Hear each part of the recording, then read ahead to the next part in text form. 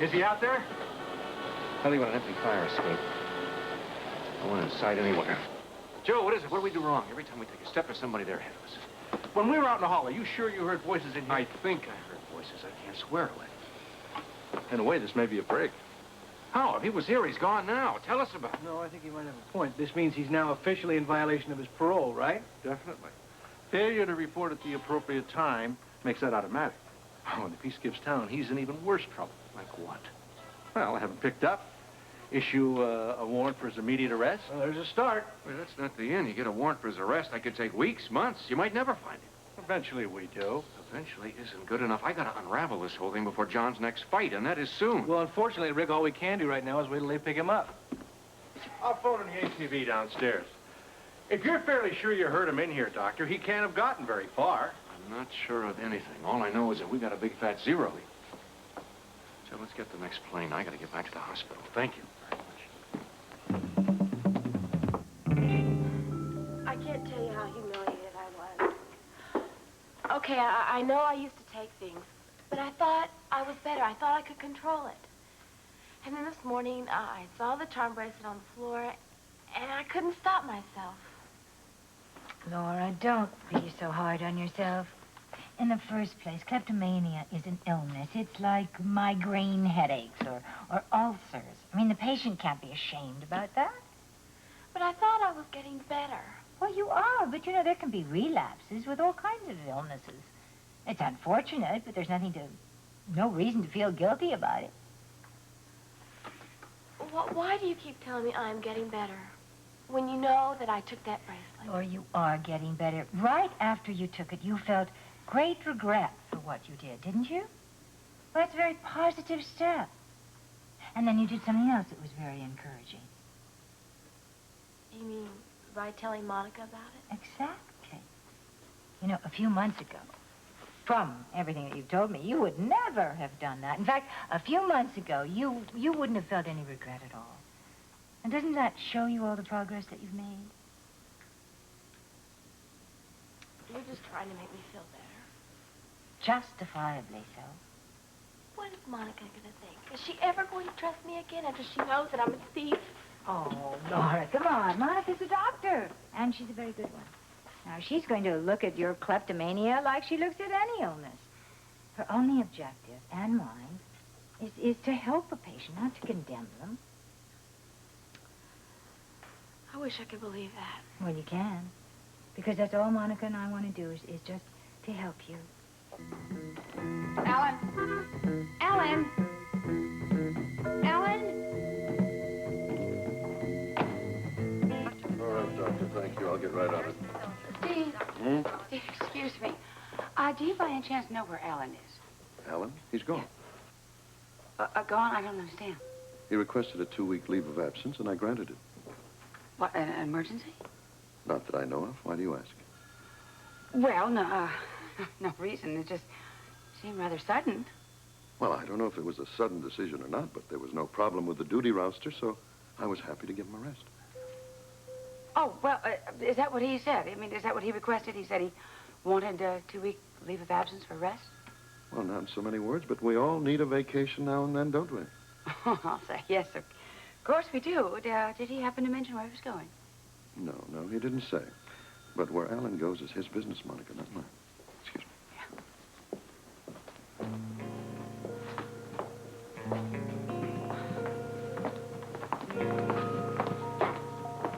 Man. Dr. Barrows, do I see you, Dad?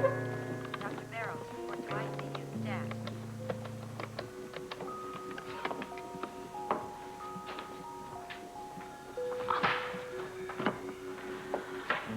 Dad? Scotty, this is Monica Quartermain. First of all, I would like to say I hate these lousy answering machines. If you're going to be a lawyer, why don't you act like one and get a secretary? Second of all, I would like to tell this miserable machine, since it's told me you're out of town, that you should get in touch with me the minute you get back into town, Scotty. This is urgent. Thank you very much. Bye.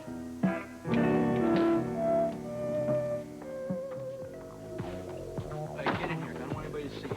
All right. Come on. You got a drink around here? That plane ride made me kind of queasy. You've been queasy for 20 years. Hey, what was the big idea bringing us up the back stairs? I'll tell you why in a minute. In fact, I'm gonna lay some rules down for you. The reason why I brought you up the back way is because I don't want anybody to see you. Even that sleazy desk clerk downstairs. Oh, come on, in a joint like this, what do they care? They don't care, but I care. You understand that? And that is all that matters. Now, I'm gonna go downstairs. I'm gonna arrange for another room. And I'm gonna do it under some phony names. I had a lot of names. Yeah, I bet you have. Now, I'm gonna arrange it so that nobody can see you. Nobody can identify you. The desk clerk, nobody. That means that you're gonna have to stay in your room. You're not to leave for any reason. You got that? We gotta eat. What about something to drink? I mean, a man can get thirsty. Yeah, I will take care of that, all right? But you're gonna eat and drink in your own room. I don't know. You can get kind of stir-crazy cooped up in a room all day. Oh, yeah? Would you rather be cooped up in a cell? Let me remind you about something in case you're not thinking right, okay? You violated your parole in New York, which means that there's probably a pickup bulletin on you right now. So either you do what I say, or you're gonna spend some time in the slammer for parole violation. Now, which do you want, pal? Well, as long as you're going to bring in something to drink. Yeah, and some food. Yeah, I said I would. Don't worry about it. Hey, can I ask you a question? What? What about some of the other people, like Johnny and Rick Weber? When are they going to find out I'm back?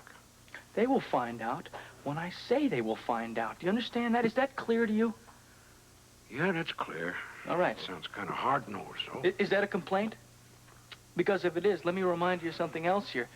You two fixed the fight with Johnny. You put the drug on the sponge, which made it look like a heart attack when he went down. So you both are guilty. You understand that? Hey, but... No, there's no buts about it, because I've got the sponge that can prove it. So I'm in control here. Understand? Complete control. Jesse, would you page Leslie? She's on her way down right now, and you Great. have some messages. Thank you. Hi. My gosh, that was a fast trip. A very futile trip. We got to Buster's room, but he had gotten out just before we got there. No sign of Packey. Zero. Oh, boy, then Johnny's really got a big problem. What now? The boxing commissioner came to the sports center today to tell Johnny that he was going to cancel his next fight unless Johnny got a manager, and the manager filed papers today. Is the commissioner still in Port Charles? Yeah, he's given him a 6 o'clock tonight deadline. Oh, lovely. 6 o'clock. Well, we've got to come up with a warm body. How about you? You'd be the logical choice. No, he's not. No, he's not. He's taken on too much. He doesn't have to take on being a manager. Leslie, I don't know. I don't know how I can avoid it. Johnny has become a symbol to all the kids, not just the waterfront, but to the sports center. Wish I could do more than that. If I'm going to be his manager, I think I better talk to John first, see if he agrees. I figured you'd say that. He's waiting in the cafeteria right now. Oh, he's here. Thanks. Anyway, I got a patient to see. Well, while I'm here, I'm going to go find Heather and see if she wants to have a cup of coffee. Oh, good, Edward. I'm glad to see you. Would you please explain to me what all this nonsense is about Alan taking a leave of absence? No, I hardly call it nonsense. The man is merely taking a complete rest. Alan has been resting since the day he was born. Where is he? Oh, some little lodge hidden away in the hills. And I assure you, his purpose is peace and quiet. Solitary peace and quiet. Come on, Edward. Alan is not alone. He is with Susan Moore, and you know it. Alan has left Susan. Oh, really? Well, I have proof otherwise. Oh, it seems a bit gaudy for you, Monica. I'll say. But not for Susan Moore. This happens to be her bracelet, and it happened to have been found, of all places, in the offices of the ELQ. Now, that can only mean one thing. Yeah? What? Oh, for heaven's sakes, Edward, I have to spell it out for you. A tryst. Monica, I fail to see how you jumped to that conclusion. Edward, it proves that Susan was there. They were both there. And if you have to ask what she and Alan were doing there, then you don't know Susan Moore at all. Susan Moore is only capable of carrying on a conversation for at least 30 seconds, and then it's only one-syllable words. So therefore, Alan would only have her up in those offices for one reason. And we both know what that is. The only reason that Alan had that mousy creature in the office was to kiss her off. I witnessed the whole procedure. All right, let's say he did, as you quaintly put it, kiss her off. Where does that leave me? Same position that you've reveled in for a long time. You are still Mrs. Alan Quartermain. To put it plainer, you are still a member of this loving family. Over my dead body. Well, if Alan considered that possibility, he certainly didn't confide in me. I'll get that. Oh, good, Scotty. I'm glad you're here. It sounds kind of urgent. Yes, as a matter of fact, it is. I've stumbled on to a bit of incredible good luck. Oh, yeah? Well, Mr. Quartermain? Excuse me, nature calls. I have in my possession something that belongs to Miss Susan Moore. It was a token of love given by my husband. You can see the inscription on the back of one of these idiot little charms. Happened to have been found on the floor of ELQ offices. Now, wouldn't you say that's quite a good little piece of evidence to start our divorce proceedings again? Yes, I think it could be useful. Yes, thank you. In any event, since Alan has decided to take his merrymaking into office buildings, and Lord knows where else he's going to take that woman, probably the zoo next, I think you and I should probably think about getting together another composite of compromising pictures. Yes, I think so. Of course, we're going to need a private detective. By all means. Good. Okay, the guy I know, I think I can still get my move right now. Good. Is there anything else? For openers, no. Okay, I'm on my way. Thank you, Scotty.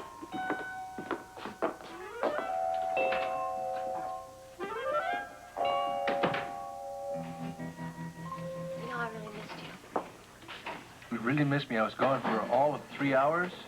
I still missed you. I missed you too. Must be catching. Maybe that's it.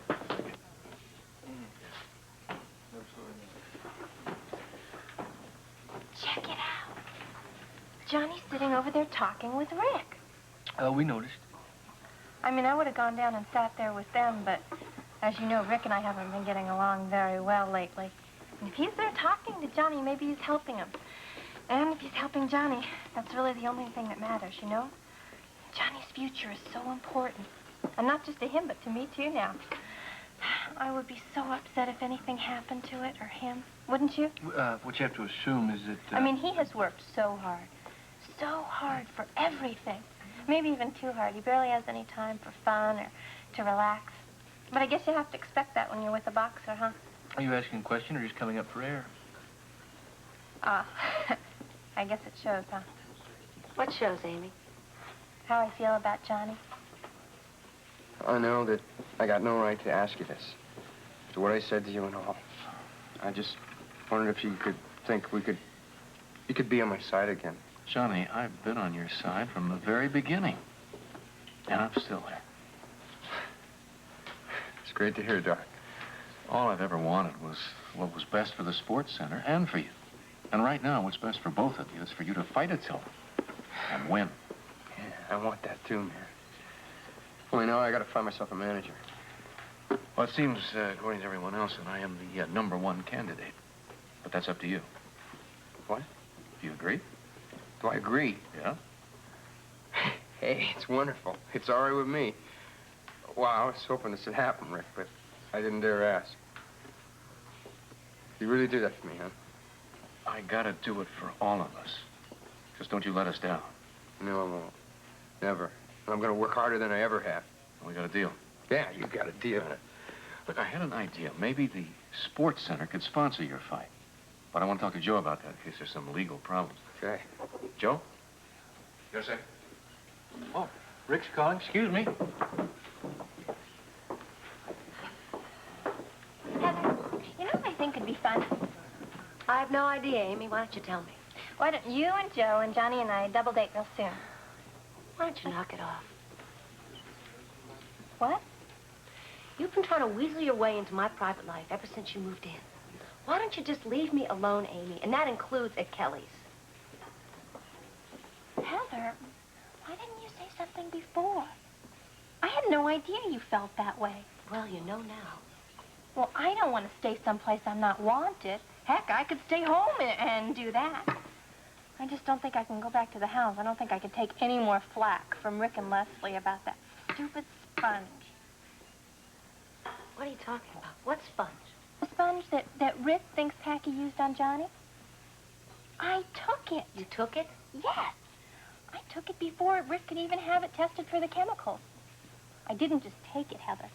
I burned it. You did what? Why do you think I left home? Look, Amy, maybe we should talk about this a little further. I mean, maybe I can help you out with some of your problems. After all, what are friends for, right? Why don't you come over to Kelly's with me and we'll sit down and we can talk all about the sponge. Come on.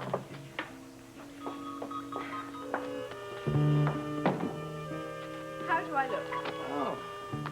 Well, not just like the sophisticated daughter I love, but considering the game, you're dressed perfectly. Oh, it's time to get going. You take care. My dear Holly, I've always taken care. It's you I'll worry about. I want your promise you'll take no unnecessary chances. I promise. Follow our plan exactly, and I'm sure you'll have no trouble. I intend to. Trust me, Father. And for heaven's sake, look cheerful. I am cheerful, but this is serious business. And it will work like a charm.